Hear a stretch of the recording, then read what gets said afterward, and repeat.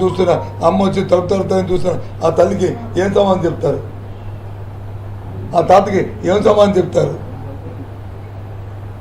ఈ 3,000 వస్తే కానీ జరగదనుకున్న ఆ వికలాంగులకి ఏం సమాధానం చెప్తారు? ఆ వితంతుకి వచ్చి ఊర్లో పరపతికి ఆ కిరాణా కొడితేనో ఆ టీ పడితేనో ఆ పాన్ షాప్ కిడ్నీ పడితేనో అప్పు తెచ్చుకొని బతుకుతున్నా పప్పు తెచ్చుకొని 1వ తారీఖు ఇచ్చేస్తామని చెప్పిన పరువును కాపాడుకుంటున్నా ఆ వితంతుకి ఏం చెప్తారు? చెప్పండి సమాధానం. ఏమి రాజకీయాలు అంటే ప్రతిదీ రాజకీయమేనా? మానవత్వం ఉండొద్దు మనిషికి? వాళ్ళు మనుషులా ఏంటి? దీన్ని తీవ్రంగా మేము దీన్ని ఆక్షేపిస్తున్నాం. ఇంకా వాళ్ళు సర్దిద్దుకోవడం కూడా చేతులు లేదు. ఎలక్షన్ కమిషన్ పునఃపరిశీలించాలి తప్ప మళ్ళీ కాగితం పెట్టడానికి కూడా లేదు. దీన్ని మళ్ళీ నంగనాచనగా ప్రత్యేక ఏర్పాటు చేయండి అని మళ్ళీ లెటర్ రాస్తాడు. పెద్ద నంగనాచింది చేసేసి మళ్ళీ ఇవి నంగనాచి కబుర్లు. ఇదే అది చాలా తప్పు. ఈ కార్యక్రమం దయచేసి చాలా మంది వాలంటీర్లు ప్రభుత్వానికి అనుకూలంగా పనిచేస్తున్నారు, అందులో భాగంగానే ఈ కంప్లైంట్ ఇవ్వడం జరిగింది అనేది వాళ్ళ వాదన. ఒక విషయం తెలుసాను సార్, మీరందరూ విలేకరులు, పాత్రికేయులు, మీరందరూ మీరు సాక్షిలో చేయొచ్చు, ఆంధ్రజ్యోతిలో చేయొచ్చు, ఈనాడులో చేయొచ్చు, టీవీ 9లో చేయొచ్చు, టీవీ 5లో చేయొచ్చు. ఉద్యోగం వరకే. ఆ తర్వాత రేపు నువ్వు ఓటు ఎవరికి వేస్తామని మీ టీవీ 5 కూడా ఉందో, మీ ఆంధ్రజ్యోతిను సాక్షి చూస్తుందా? చెప్పండి. ఈనాడు ఉంది. నీకు వచ్చి వ్యక్తిత్వం, ఇండివిజువాలిటీ లేదా? ప్రభుత్వం మంచి బాగా చేస్తే, ప్రభుత్వ పనితనం బాగుంటే, ప్రభుత్వ విధాన నిర్ణయాల్లో ప్రజలకు వచ్చి శభాష్ అనిపిస్తే, ఒక నీతివంతమైన పరిపాలన అందిస్తే, వాళ్ళ సమస్య పట్ల అంటే స్పందించి వాళ్ళ కార్యక్రమాలు చేస్తే ఎందుకు చేయరు? చెప్పండి. ఏ కారణం చెప్పండి నాకు అర్థం. ఈ రాష్ట్రంలో ఉన్న మీ ఇంక్లూడింగ్ సిఎస్ దగ్గర నుంచి ఎటువంటి వరకు, రైతు దగ్గర నుంచి రైతు కూలీ వరకు, మహిళ దగ్గర నుంచి విద్యార్థి వరకు అందరూ కూడా ఇప్పుడు ఉన్నవాళ్ళే కదా. కాకపోతే అక్కడ ఆ పాత్రలు మారుతుంటాయి అంతే తేడా. ఇక్కడ నుంచి వెళ్ళిపోయేవాళ్ళు కాదు కదా. ఎన్నో ప్రజాస్వామ్యంలో ఎన్నో ఎన్నికల్లో ఎన్నో ప్రభుత్వాలు చూస్తున్న వాళ్ళే కదా. మార్పులు చేర్పు చూస్తున్న వారే కదా. నువ్వు మెప్పించుకోవాలి నీ విధానం ద్వారా. ఇవాళ ఎందుకు జగన్మోహన్ రెడ్డి గారిని ఇంత అభిమానిస్తారని అడిగిన ప్రశ్నకి ఎందుకు చేస్తారు? ఆయన చేస్తున్న విధానం, అది చేస్తున్న ప్రక్రియ, మనసు పెట్టి మనసుని గెలుచుకుని మనసుని దోచుకుంటున్నాడు. కాబట్టి ఆటోమేటిక్గా ఉంటారు. 189% మంది ఆయన ఒత్తాసు పలుకుతున్నారు. కారణం అది. పదండి గ్రామానికి నాతో మీ అందరినీ తీసుకెళ్తానండి బస్ చేసి ఓ మీటింగ్ పెడతాను. మీరు ఎక్కడైనా ఆర్గనైజ్ చేయండి. ఏ ఊర్లో వెళ్దాం, ఊరి మధ్యలో అడుగుతాను. అందరి మధ్య కూర్చొని నేను 5 నిమిషాలు మాట్లాడి అడుగుతాను. ఎవరొక్కరైనా మీ దగ్గర 10 రూపాయలు అంతం తీసుకున్నా ఏ వాలంటీర్నే అని అడుగుతాను. ఎవరైనా ఒక్కరు చేయెత్తి సార్ నాకు 100 రూపాయలు ఇవ్వలేదు అందుకే నాకు పెన్షన్ ఉందంటే నేను బురదించుకొని నేను వెనక్కి వచ్చేస్తాను.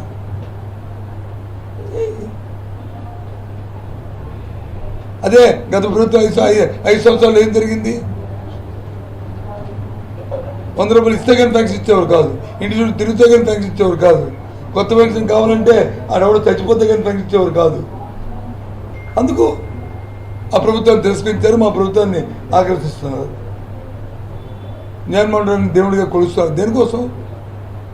బాబు నిండా నూరేళ్ళు చల్లగా ఉండాలి, మాకు ఈ గౌరవాన్ని మా ప్రాణాన్ని కాపాడుతున్నామని.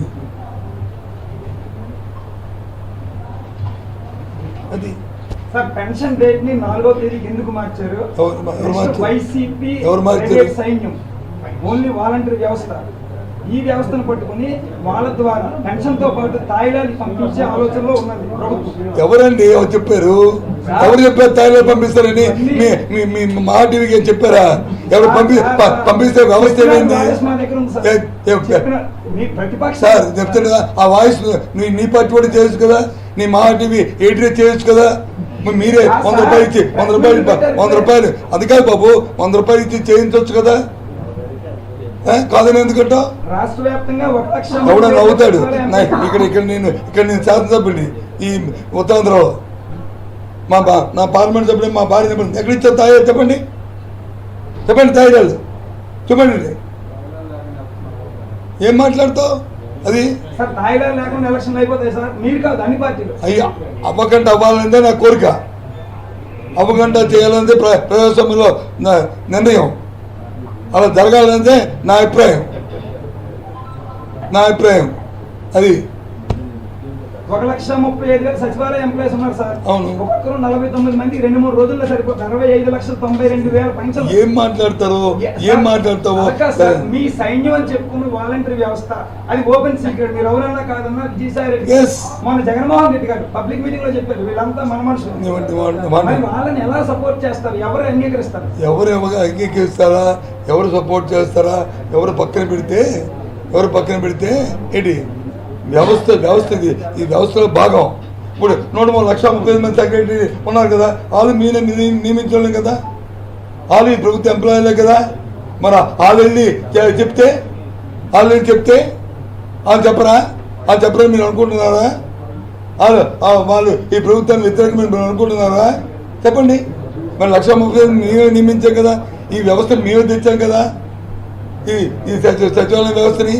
మరి వాళ్ళు ఈ ప్రభుత్వంలో మోసారు కదా, వాళ్ళు జగన్మోహన్ రెడ్డి కదా వాళ్ళకి అపాయింట్మెంట్ ఆర్డర్ ఇచ్చింది ఈ ప్రభుత్వం కదా. మరి వాళ్ళు ఎందుకు తప్ప వాళ్ళు మాత్రం చేయరని మీరు అనుకుంటున్నారా?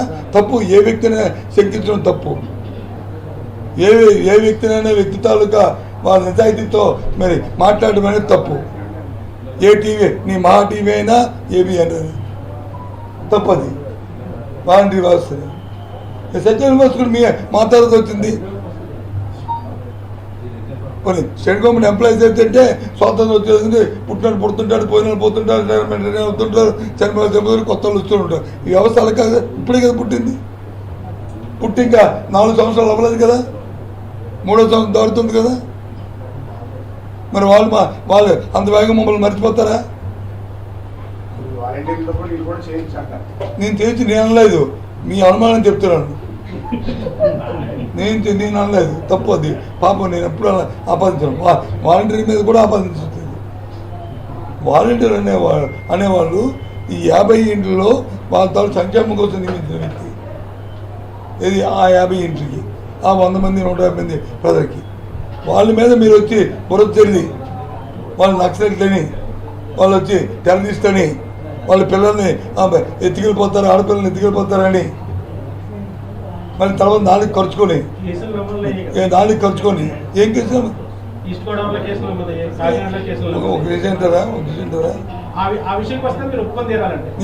నేను ఒప్పుకోను.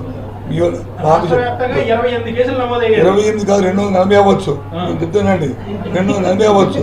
నేను కాదన్నా. మీ విలేకరులు ఎన్ని కేసులు మీరందరూ నిజాయితీ పడలేదా?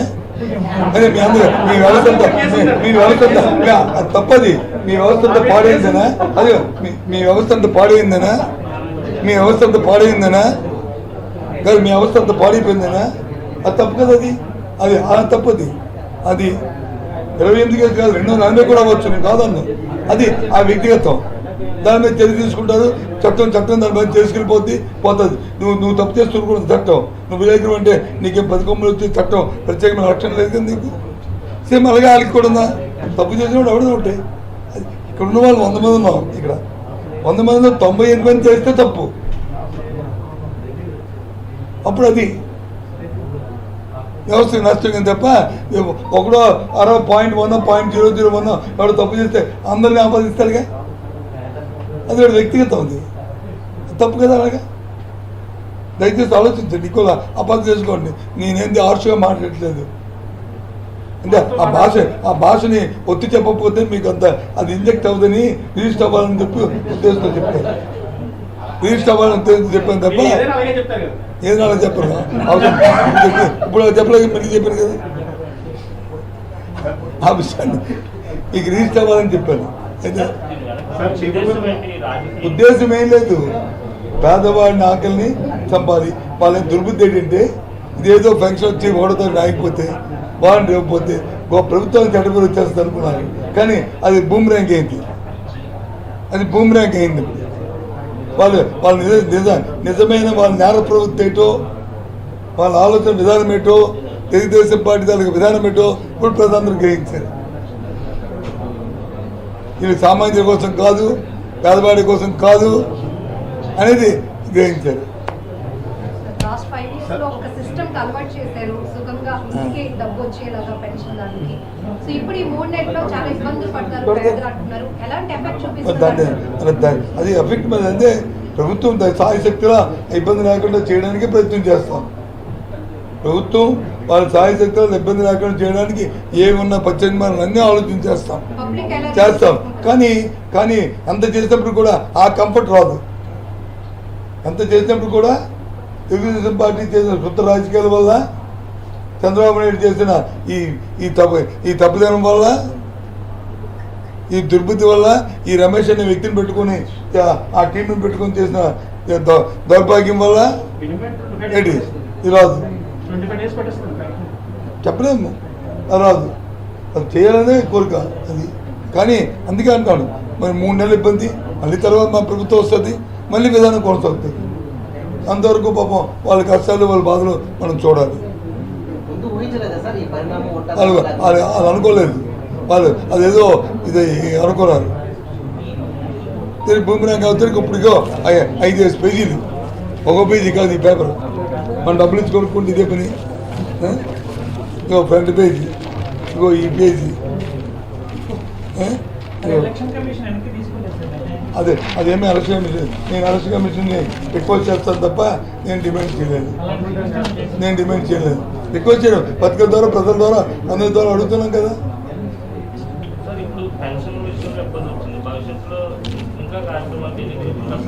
ఇంకో విషయం చెప్పింది అన్నా కాబట్టి చెప్తున్నాను, నువ్వు అడిగా కాబట్టి. చదువుల పేరిట చక్క పెడదాం. ఇంకోటి అడిగారని చెప్తున్నాను, లేకపోతే అర్థించుకోలేదు. చదువుల పేరిట చక్క పెడదాం. ఏంటో ఇది ఈ రాష్ట్రంలో ఒక విధానపరమైన నిర్ణయం తీసుకున్నారు. ప్రతి మండలానికి హై స్కూల్ రెండు స్కూల్స్ని +2 చేయాలని, అంటే 10th క్లాస్ తర్వాత 11th 12th పెట్టాలనేది ప్రభుత్వం ప్రధానపరమైన నిర్ణయం తీసుకున్నారు. అందులో ఒకటి వచ్చి డెడికేటెడ్గా గర్ల్స్కి, ఒకటి వచ్చి కో ఎడ్యుకేషన్. ఆ నేపథ్యం తీసుకున్న తర్వాత అది రన్ అవుతుంది. ఇప్పుడు మొన్న ఒక 2 నెలలు 3 నెలల కింద ఒక సమావేశం పెట్టాం. అధికారులు, ఉపాధ్యాయ సంఘాలు అందరూ కలిపి సంఘాలు పెట్టి, ఎలాగైతే ప్రైవేట్ స్కూల్ పబ్లిసిటీ చేస్తారు చూసారా సార్, మా స్కూల్లో ఇంకేది ఉందో, మా స్కూల్లో ఇది ఉందని, మైనాట్ అది మనం ఎందుకు చేయకూడదు? ఆ పిల్లలు వచ్చి 11th క్లాస్ 12th క్లాస్కి ఇదిగో మనం ఇంగ్లీష్ మీడియం పెట్టాము, ఇంటరాక్టివ్ ప్యానల్స్ పెట్టాము, ట్యాబ్స్ ఇస్తున్నాము, దాంతోపాటు మంచి ఇన్ఫ్రాస్ట్రక్చర్ క్రియేట్ చేస్తున్నాము, ఇవన్నీ పెడుతున్నాం కాబట్టి ఇక్కడే చదవండి, మంచి మేము టీచర్ ట్రైనింగ్ ఇస్తున్నామని చెప్పి మీ ఎంఈఓ అక్కడున్న హెడ్ మాస్టర్లు కలిసి మీరు గ్రామాల్లో ఎక్కడైతే హై స్కూల్స్ ఉన్నాయో ఆ పేరెంట్స్ హై స్కూల్ చదువుతున్న 10th క్లాస్ ఎగ్జామ్స్కి వెళ్తున్న పిల్లలు ఎవరైతే 100 మందో 200 మందో ఆ ఇంటికి మ్యాపింగ్ చేసి మీరు వెళ్ళి చెప్పి పాస్ అయిన తర్వాత 11th క్లాస్ మళ్ళీ మా స్కూల్లో చదవండి అని చెప్పి ఒక క్యాంపెయిన్ చేయమని ఒక ప్రోగ్రామ్ ఇచ్చామని. అది తప్ప? మీరు ఎవరైతే అది తప్పని చెప్పండి. ఉపాధ్యాయ సంఘాలతో ఆలోచించేసి అంటే ఇంత గవర్నమెంట్ 75,000 కోట్ల రూపాయలు ఖర్చు పెడుతున్నప్పుడు ఇంత ఇన్ఫ్రాస్ట్రక్చర్ ఇస్తున్నప్పుడు, ఇంత ట్రైనింగ్ ప్రోగ్రామ్ పెడుతున్నప్పుడు, ఇంత ఇంగ్లీష్ మీడియం పెడుతున్నప్పుడు, సెంట్రల్ స్కూల్స్ సిబిఎస్ సిలబస్ పెడుతున్నప్పుడు, ఐబీని వచ్చి 1వ తరగతి నుంచి 12th క్లాస్ వరకు ఐబీని అక్కడ జెనీవా నుంచి మన స్టేట్ గవర్నమెంట్తో కొలాబరేషన్ చేసి ఇక్కడ హెడ్ ఆఫీస్ పెట్టి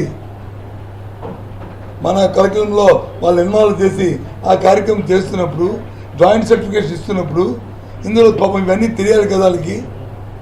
మీరు గ్రామానికి పోయి ఇంటింటికి పోయి మీరు దయచేసి 4 రోజులు అపార్థం చేసుకోండి యూనియన్ నాయకుల్ని, పీపుల్లో స్టూడెంట్స్ అవేర్నెస్, తల్లిదండ్రులు అవేర్నెస్ తీసుకురండి అని చెప్పాం. ఎప్పుడు ఇది 3 నెలల కింద. దానికి అధికారులు ఉత్తర్వులు చేశారు.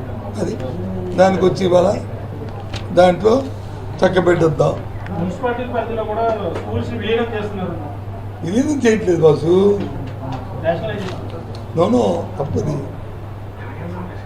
ఏదైతే 3rd క్లాస్ నుంచి ఎప్పుడు లేని విధంగా 3వ తరగతి నుంచి సబ్జెక్ట్ టీచర్ కాన్సెప్ట్ తీసుకొచ్చాం. 1 నుంచి 5వ తరగతి వరకు ఒకే టీచరు అన్ని సబ్జెక్ట్ చెప్తాడు. English, Telugu, science, social, maths అన్నీ. దాన్ని ఇప్పుడు వచ్చి ఈ ప్రభుత్వం జగన్మోహన్ ఆలోచన చేసి నేను ఎడ్యుకేషన్ మినిస్టర్ అయిన తర్వాత దాని కాన్సెప్ట్ మార్చాం. ఏమని 3rd క్లాస్ నుంచే సబ్జెక్ట్ టీచరు క్లాసులో సైన్స్ వేరు, సోషల్ వేరు, ఇంగ్లీష్ వేరు, మ్యాథ్స్ వేరు. ఆ టీచర్ని తెచ్చి చేస్తున్నప్పుడు పిల్లలకి చదువు చెప్పడానికి వచ్చి పక్క దగ్గరలో ఉన్న 1 కిలోమీటర్ ఉన్న ఎవరైతే స్టూడెంట్స్ ఉన్నారో వాళ్ళు తీసుకొచ్చి అక్కడ టైప్ చేస్తే ఎక్కువ మంది చెప్పడానికి వీలు పడుతుంది, సబ్జెక్ట్ టీచర్లు కూడా ఒక అవకాశం ఉంటుందని చెప్పి కాన్సెప్ట్ తీసుకొచ్చాం. అందులో భాగంగా ఇది మెజ్జింగ్ తప్ప 1 కిలోమీటర్ దాటి కానీ కాలువ గట్ల మెమరీ కానీ లేదా హైవే క్రాస్ చేసిన కానీ అవి కూడా చేయొద్దన్నా. 1 కిలోమీటర్ లోపలనే సరే చేయొద్దన్నా. కాకుండా ఇప్పుడు గవర్నమెంట్ ఆఫ్ ఇండియా కొత్త స్కీమ్ నేషనల్ పాలసీ మళ్ళీ మార్చింది. ఎన్ఈపీ నేషనల్ ఎడ్యుకేషన్ పాలసీలో ఏం పెట్టారంటే ఏదైతే అంగన్వాడీలు ఉన్నాయో మనం ప్రైవేట్ స్కూల్లో KG1, KG2 అన్నాం కదా, అలా అంగన్వాడీలో PP1, PP2 వాటిని 1st స్టాండర్డ్, 2nd స్టాండర్డ్ కలిపి జాయిన్ చేసాము. అంటే ఇంకా ఫ్యూచర్లో అంగన్వాడీస్ ఈ 1, 2 తరగతి ఒకే దగ్గర ఉంటాయి. అంగన్వాడీలో పిల్లలు 1, 2 తరగతి పిల్లలు ఒకే దగ్గర ఉంటారు. 3వ తరగతి నుంచి ఒక స్కూల్. ఇప్పుడు 1, 2 తరగతి చేస్తారు. అంగన్వాడీలో క్వాలిఫికేషన్ వాళ్ళు వస్తారు. అంగన్వాడీలో క్వాలిఫికేషన్ ఆయాలు వస్తారు.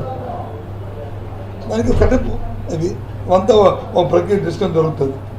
అవసరమైతే రిక్రూట్ చేసుకుంటాం, లేదా ఉన్న వాళ్ళతో అడ్జస్ట్ చేస్తుంటాం. ఆ క్వాలిఫికేషన్ సరిపోతుంది. ఇది జరుగుతుంటే ఇప్పుడు అడిగా కాబట్టి నేను చెప్తాను. ఇది ధర్మా చెప్పండి. ఈ సమాజానికి పనికొచ్చిందా? రాజకీయ సాధన చేస్తుందా చెప్పండి. ఇలాంటి దౌర్భాగ్యం పడితే అంటే మనం మళ్ళీ మార్చేస్తారు ప్లేట్, మళ్ళీ ప్లేట్ మార్చేస్తారు. మళ్ళీ ఏం చేయాలి? పాపం జాలేస్తుంది చూస్తుంటే. ఇంతకుముందు కొద్దిగా ఏదో బాధపడేవాడు. ఈ రెండింటిని చూస్తే నిజంగా జాలేస్తుంది. నిజంగా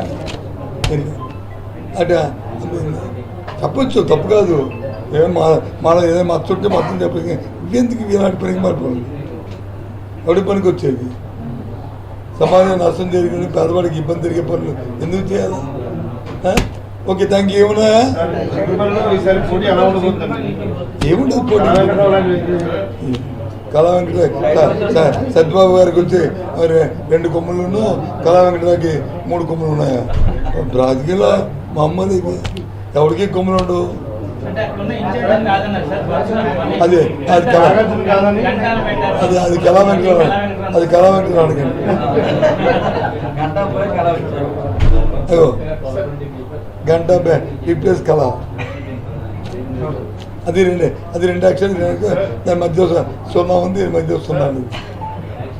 ఈసీ నిర్ణయం తర్వాత రాష్ట్ర వ్యాప్తంగా ఈ వాలంటీర్ల రాజీనామా చేస్తున్నారు. అంటే దేనికోసం అనుకోవాలి? వాళ్ళ పార్టీలో నుంచి వచ్చిన వాళ్ళు కాబట్టి పార్టీకి వర్క్ చేయాలనే ఉద్దేశంతో మానేస్తున్నారు అనుకోవాలి. రాజీనామా చేస్తున్నారు, లేదా మీరు మళ్ళీ మనం అధికారంలోకి వస్తే మిమ్మల్ని తీసుకుంటామని చెప్పడం వల్ల రాజీనామా చేస్తున్నారు? ఇందులో ఏమైనా స్ట్రాటజీ ఉందా? నాకైతే రాజీనామా చేసిన విషయం తెలియదు. మీరు అడిగారు కాబట్టి కనుక్కొని చెప్తాను.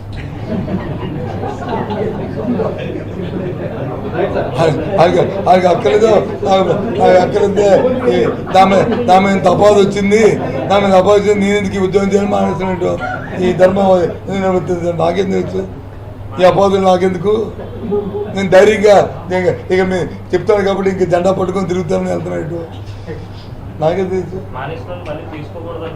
తీసుకోకూడదని కూడా ఉంది. అంటే ఆల్రెడీ హామీ ఇస్తున్నారు కదా సార్, మళ్ళీ ప్రభుత్వం మనం తీసుకుంటాం ఒకవేళ మానేసిన వాళ్ళని. రాష్ట్రంలో పనిచేస్తున్న వాలంటీర్లే కాదు, పర్మనెంట్ ఉద్యోగులు కూడా ఏదైనా చిన్న తప్పుదనం జరిగి వాళ్ళు సస్పెండ్ చేయడమో తొలగించడమో చేస్తే వాళ్ళు మెరిసి పిటిషన్ పెట్టుకోవడానికి అవకాశం ఉంది కదా. ఎంతమందిని ఉద్యోగాలు తొలగించమంటే మళ్ళీ దాన్ని తీసుకొని పూర్వపరాలు మరి పరిశీలించి హ్యుమానిటీ గ్రౌండ్స్లో ఎంతమంది తీసుకోలేదు. సరే ఎవరమ్మా ఏమన్నా నేను ఒక దాని మీద కామెంట్ చేయను. మా పార్టీ నాయకుడైనా మా పార్టీ కార్యకర్త అయినా నన్ను మీరు అడగండి తప్ప ఎవరినో కోడి చూసి అడిగితే చెప్పలేదు. ఆయన అడగండి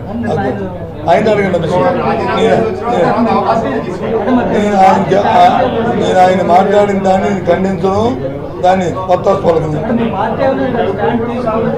నేను చెప్తాను కదా, ఆయన అడిగితే ఏం చెప్పాను, నాకు తెలియదు చెప్పా, కనుక్కొని చెప్తాను చెప్పాను లేదు. ఎవరు అడిగిన దాన్ని నేను అడిగి చెప్తాను, దాన్ని నేను సమర్థించను, దాన్ని కాదు. ఇప్పుడు ఏం చెప్పాను మీకు, ప్రభుత్వంలో ఉన్న ప్రభుత్వ ఉద్యోగి పర్మనెంట్ ఉద్యోగి కూడా ఒకవేళ తొలగించిన, ఒకవేళ సస్పెండ్ చేసిన, మళ్ళీ అతను మెర్సీ పెట్టుకుంటే దాన్ని పరిశీలించి పరిశీలించి మానవతా తత్వంతోనో లేకపోతే తొందరపాటుతో చేసామనో మళ్ళీ దాన్ని కన్సిడర్ చేసే సందర్భాలు ఎన్ని ఉన్నాయి. ఆఫ్టర్ పర్మనెంట్ ఉన్నప్పుడు వచ్చి టెంపరీ ఉన్నోడికి ఎందుకు ఉండదు,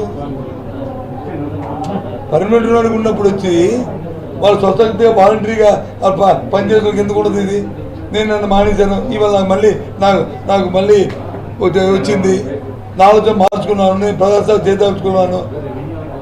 సరే దానికి అనుస్తే మనం ఎందుకు కాదంటాం, కాదు కదా.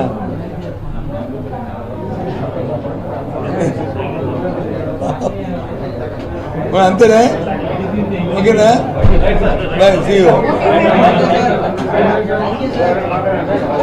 April 1 Chandrababu Naidu April full చేద్దాం బాబుతో ఫుల్ అయిపోయింది. చంద్రబాబు నాయుడు ఇది calculate, Chandrababu Naidu April full చేద్దాం అనుకున్నాడు.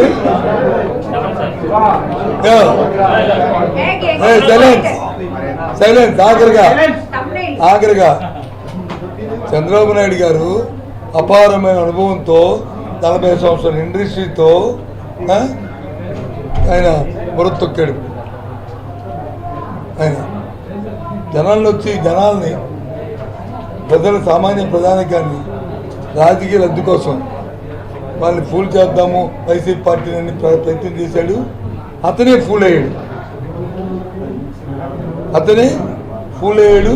ఆ ఫూల్ నుంచి ఎలా బయటపడదామని చెప్పి ఫూల్ అవుతూ పూల్లో పడ్డాడు. ఆ ఈత కొట్టుకుంటూ ఇప్పుడు ఎలా పడాలనేది ఇప్పుడు దాపతే పడుతుంది. ఆయనకి ఏదైతే వచ్చేదో తెలియదు కానీ అలా పడిపోయి ఇప్పుడు అందరూ బయటపడడానికి ప్రయత్నిస్తాడు.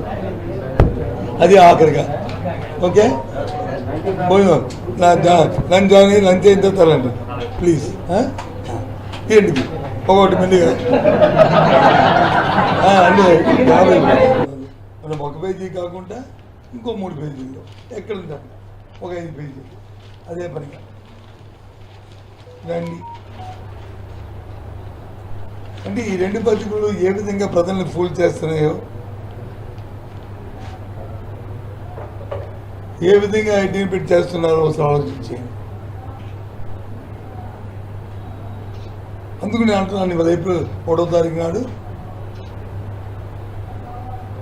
రోజు చేస్తుంది కాకుండా ఇవాళ మరీ ప్రత్యేకంగా ప్రజల్ని ఫూల్ చేయడానికి సామాన్య తాలూకు ఆకలితో వచ్చి మాట్లాడుకుంటున్నారు. ఇవాళ వాస్తవం కాదా? ఇది వచ్చింటే ఎన్నికగా మీకు ఆర్డర్ వచ్చి ప్రభుత్వం వచ్చి మేమే రాజకీయంగా పార్టీ మీద ఇంటేస్తుందంట. ఆలోచించండి, ఎవరు ఎన్నికల కమిషన్కి ఏ వ్యక్తులు వెళ్ళారు, వాళ్ళ పురపరాలు ఏంటి, వాళ్ళకి తెలుగుదేశం పార్టీ చంద్రబాబు నాయుడుతో ఉన్న సంబంధాలు ఏంటి ఆలోచించేయండి. సిటిజన్స్ ఫర్ డెమోక్రసీ అని ఈ మధ్య ఒక 5 కలిసి పెట్టారు, హెడెడ్ బై నిమ్మగడ్డ రమేష్, మన ఫార్మర్ ఐఏఎస్ ఆఫీసరు, తర్వాత వచ్చి ఎలక్షన్ కమిషన్లో ఎలక్షన్ కమిషన్ చేశాడు, చైర్మన్ చేశాడు, ఆయన ఆధ్వర్యంలో పెట్టారు. పెట్టినప్పుడు ఆలోచన చేసుకోవాలి. మీరు ఈరోజు ఏం పెట్టారు, వాలంటీర్లతో పెన్షన్లు పంచడానికి వీల్లేదు, పంచితే వాళ్ళు ప్రభుత్వానికి ప్రచారం చేస్తారు, దానివల్ల ప్రజలు ప్రభావితం అయిపోతారు, ఎన్నికలు అవుతున్నాయి కాబట్టి దానివల్ల వైసీపీ పార్టీకి మేలు జరుగుతుంది అంటూ పెద్ద హానెస్ట్ లాగా వచ్చి నిష్పక్షపాతమైన వాడికి నిష్పక్షపాతం. మరి ఇన్నాళ్ళు ఈ 4 సంవత్సరాలు వచ్చి వాళ్ళే కదా పనిచేయరు. ఈ 2 నెలల్లో పనిస్తే ప్రజలు వచ్చి మారిపోతారా? కానీ ఇక్కడున్న ఇబ్బంది ఏంటి, 3 లక్షల మంది వాలంటీర్స్ ఉన్న 60 లక్షల మందికి పెన్షన్ ఇచ్చిన నేపథ్యం రాష్ట్రంలో. కనీసం 3 రోజుల్లో 1, 2, 3 ఇంకా మిగిలిపోతే 4 రోజులు ఇస్తున్న పరిస్థితులు రాష్ట్రంలో ఉన్నాయి. ఇవాళ 3 లక్షల మంది తాలూకా ప్రత్యామ్నాయం ఏ విధంగా వస్తుంది అంటే దీన్ని బట్టి బ్యాక్గ్రౌండ్ ఏంటి, ఇంతకుముందు ఏదైతే పంచాయత్ ఆఫీస్కి వెళ్ళి పెన్షన్ తెచ్చుకోవాలో, ఇంతకుముందు ఏదైతే ఆ విఆర్ఓ ఇంటి చుట్టూ తిరిగి పెన్షన్ తెచ్చుకోవాలో, ఏదైతే జన్మభూమి కమిటీ ఉన్నప్పుడు వాళ్ళకి దొంగ ఇచ్చుకొని పెన్షన్ తెచ్చుకోవాలో, మళ్ళీ అవినీతి కార్యక్రమాన్ని, మళ్ళీ ఆ విధమైన శ్రమని, ఆ విధమైన ఇబ్బందిని, అది విధానం తెలుగుదేశం ఆ విధానాన్ని మళ్ళీ ఇప్పుడు ఎన్నికలు ఇంకా అవకంటే వాళ్ళ విధానం ప్రవేశపెట్టింది. ఇది మోసం కాదా? ఇది మోసం కాదు, ఇది న్యాయం కాదు, ఇది అన్యాయమైన కార్యక్రమం కాదా? ఇది ఆ వృద్ధుని, వికలాంగుడిని, ఆ వితంతువుని,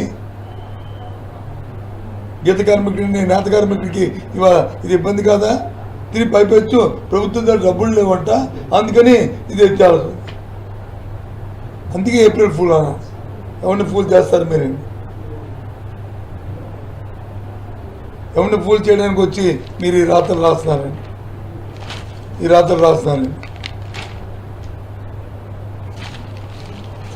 చేసిన తప్పు దాన్ని సరిదిద్దుకోవడానికి ఈ బాధలు.